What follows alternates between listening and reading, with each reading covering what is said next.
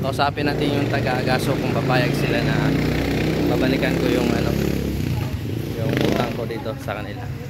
Kausapin natin. Boss, pwede bang balikan ko yung utang ko?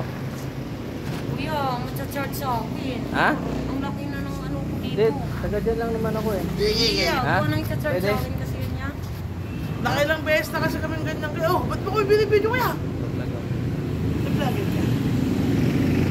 Kasi kaya, nakailang beses na kasi kami ganyan. Hindi kami pinapalikan, kami rin yung kawawa nag-aapon. At saka kung ano i-declare kasi sa akin yan hanggang Eh, mas iwanan ko lahat mo rin ako. kahit yan, matcha-charge kasi sa akin yun. Laki na ng shortages ko ngayon.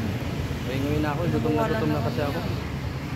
Promise yan. Siya kaya, mag-iwan ka na lang ng kahit anong gamit mo, tapos kahit hanggang alas 9 mo balikan yung bayan. Bebe. Kasi hanggang 10 pa naman kami. Pero sure mo na ibabalik mo ngayon kasi talagang wala kayong pang-abono doon. Sige. Hindi sila pumayag eh. Vlog ko po eh. Vlogger ka pala kaya. Pero siya na kaya, Wala. kung may pang-abono lang sana kami. Ito pa naman yung idol ko nagpapagas. Kaya siya na kaya. So, di talaga sila pumayag. So, antayin na lang natin yung kasama natin na darating. Kuya, ano yung vlog? Ano yung ano mo? Ha? Ano yung... Basta, lang nito sa vlog ko. Paano namin malalaman yan? Ah, Paano wala. Paano? So, yun na. Kuya, baka...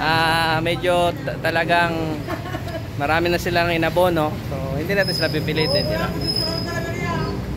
Wala Nainte. nang problema sa amin eh. Kasi ano eh. Oo, naintindihan na. Okay lang. Antayin ko na lang yung kasama ko. Wala. Sabi mo kagaling niya. Galing pa akong trabaho.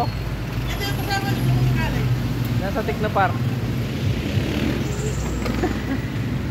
So, yun na mga tol. Talagang ginawa natin yung paraan para tayo'y makauwi ng maaga. So, hindi sila pumayag. Gawa ng maraming beses na pala silang may ganong insidente na hindi sila binabalikan.